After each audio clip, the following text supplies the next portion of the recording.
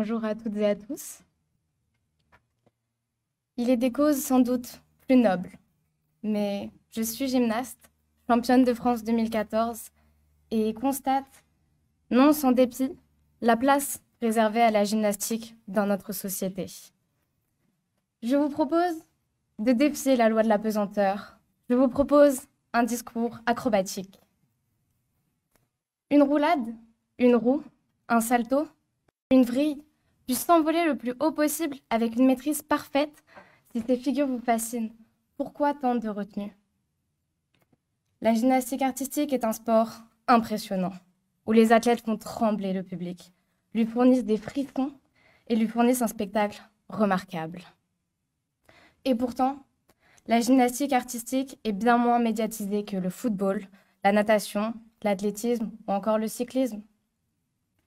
La gymnastique artistique est pour ainsi dire inexistante sur les chaînes du service public, excepté lors des Jeux Olympiques. Ce sport est donc mis en avant seulement une fois tous les 4 ans. En France, la Fédération française de gymnastique ne compte pas moins de 300 000 licenciés, 9e au classement des licenciés par fédération en 2019.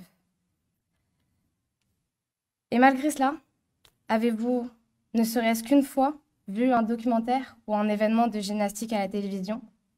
Bien peu. Un gymnaste n'est pas qu'un sportif du dimanche. Ces athlètes ne déméritent pas. La gymnastique artistique est un sport complet qui exige souplesse, équilibre, force, agilité, coordination, rythme et impulsion. Une maîtrise parfaite de ces arts par les gymnastes professionnels ne nécessite pas moins d'entraînement et de sacrifices que dans les autres sports. Elle en nécessite davantage.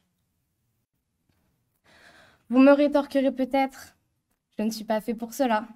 Je suis trop grand, trop petit, trop rond, trop fin, pas assez musclé ou encore pas assez souple. Baliverne.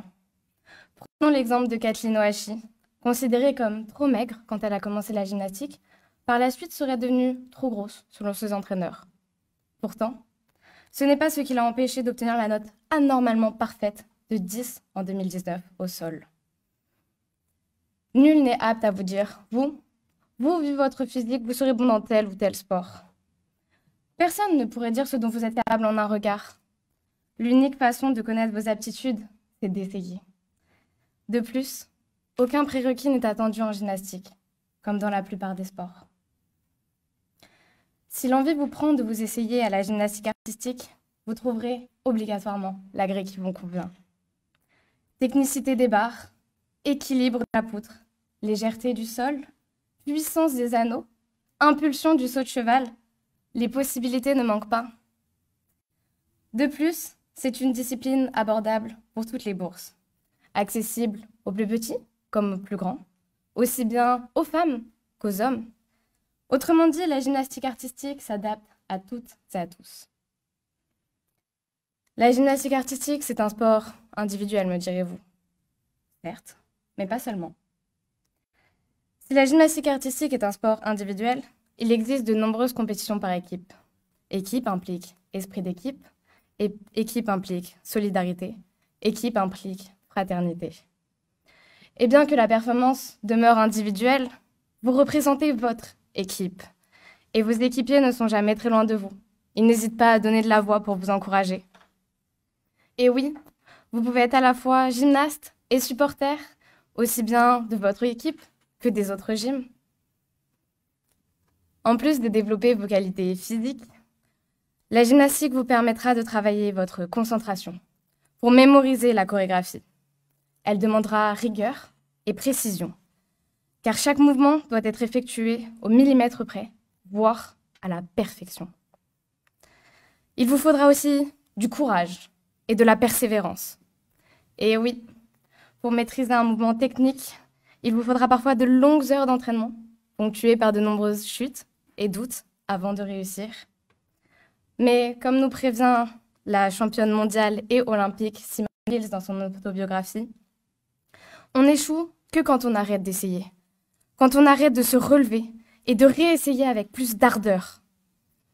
Et cela, sans compter l'abyssal plaisir de réussir à maîtriser enfin un mouvement difficile. Finalement, la gymnastique artistique, à l'instar des autres sports, ne serait-elle pas le parfait reflet de la condition humaine? Enfin, si chacun a ses propres objectifs et ses propres challenges, il ne faut pas oublier de pratiquer en s'amusant. Le sport doit rester avant tout un plaisir. Si je voulais annoncer en début de discours, je vous le répète. De tous les sports, c'est sans doute le plus complet. Il associe la rapidité du coureur, la grâce du danseur, la force de l'haltérophile et l'endurance du marathonien. Car si le spectacle peut sembler court, l'entraînement, lui, ne l'est pas. Le gymnaste, ou l'homme nu, selon son étymologie, allie la maîtrise de son corps à une volonté sans faille, comme beaucoup de sportifs. Mais il reste le plus acrobate de tous.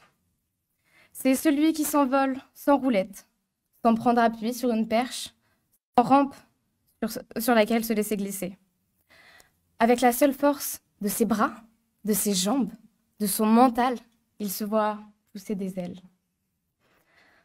Pour vous, sportifs confirmés, vous, passionnés de nouvelles expériences ou encore vous, amateurs du canapé, la gymnastique artistique a tant à vous offrir.